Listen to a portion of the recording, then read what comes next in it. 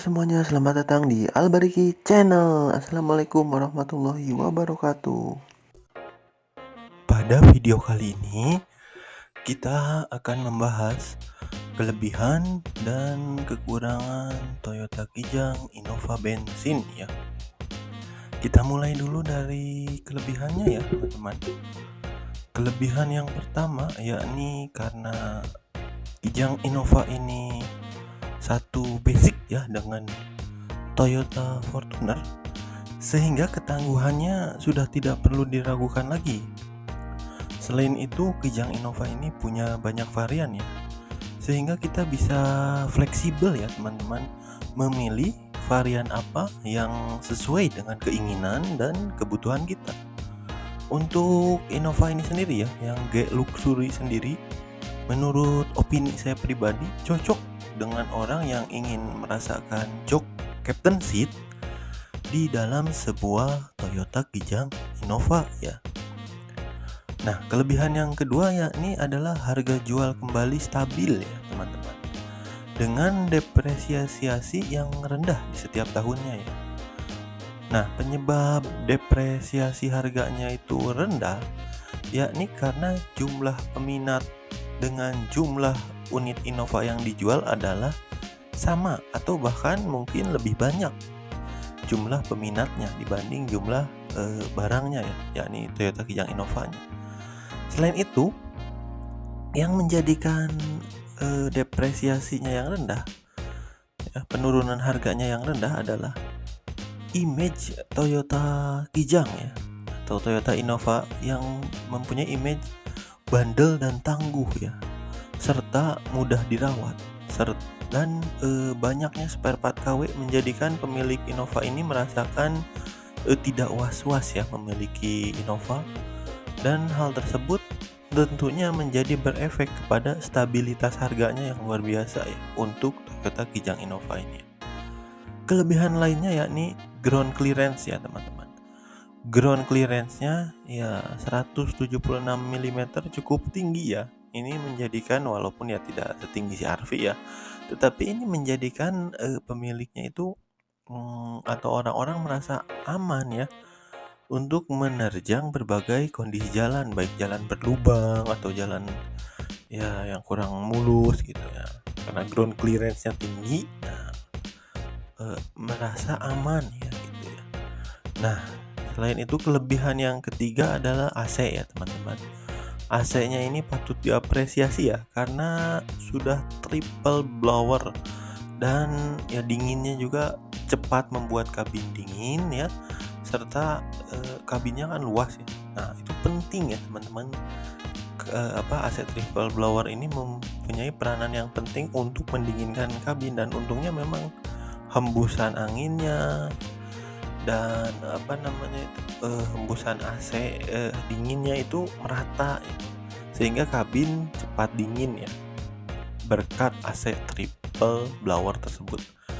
Nah, selain AC triple blower disuguhkan pula ya kelebihannya, yakni kabin yang luas serta kabinnya juga cukup senyap ya teman-teman, terkecuali pada saat kecepatan tinggi ya, karena bunyi mesin itu masuk ya ke dalam kabin.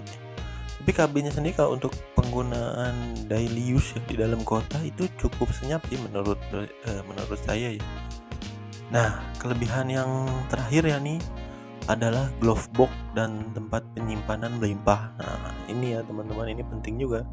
Glove box dan tempat penyimpanan di Toyota Kijang Innova ini ya cukup luas, banyak dan melimpah, sehingga ya sebagaimana MPV ini menambah kepraktisannya ya teman-teman.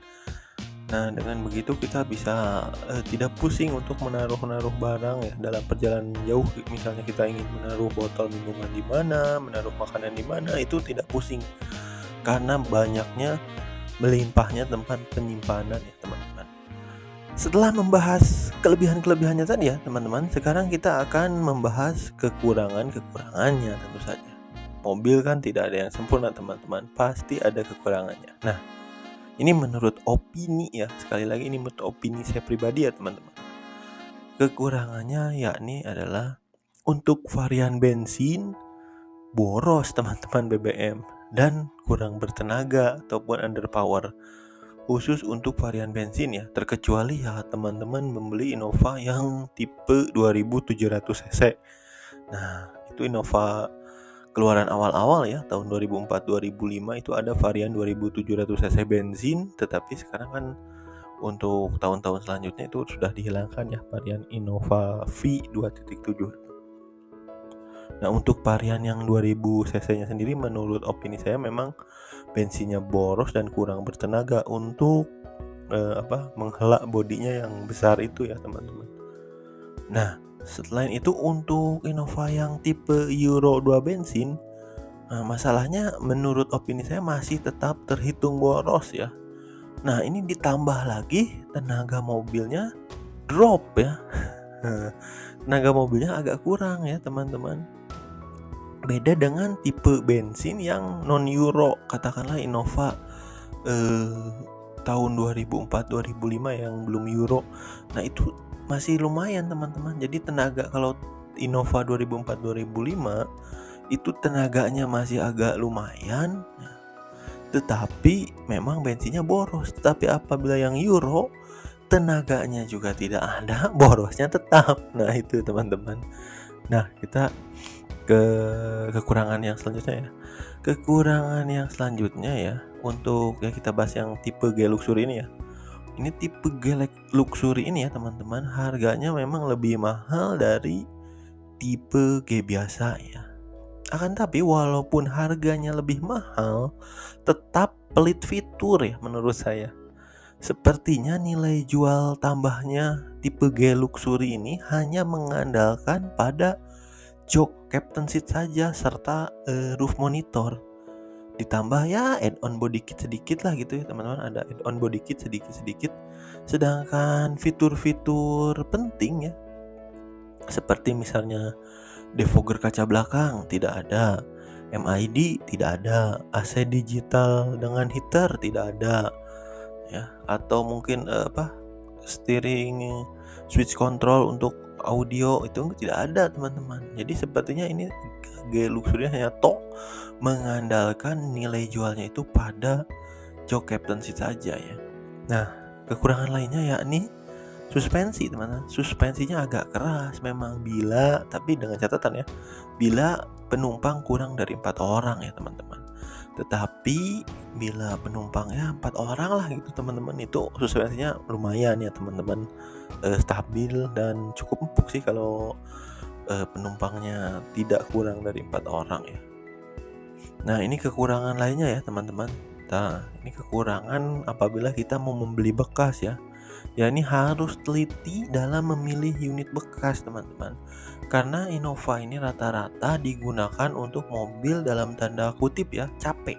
Jadi Innova ini banyaknya dipergunakan orang-orang untuk mobil capek.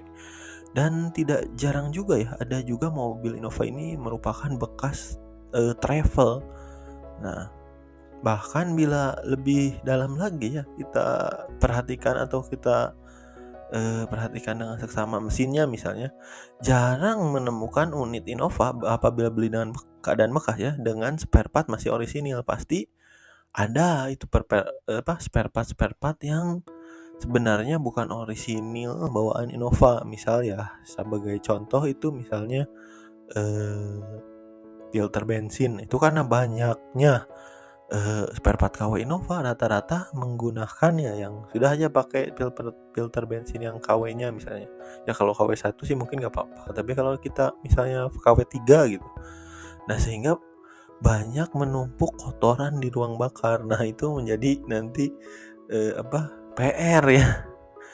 Menjadi PR untuk si pembeli Innova ini dalam keadaan kondisi bekas. Nah, sekian ya video dari Albariki Channel. Dukung terus ya Albariki Channel dengan cara like, comment, share, dan subscribe ya, agar Albariki Channel dapat terus membuat video-video seperti ini. Ingin tahu video Albariki Channel yang lain? Silahkan klik playlistnya ya. Di situ telah tersedia review mobil, rumah, tempat wisata, dan review makanan. Terima kasih telah menonton.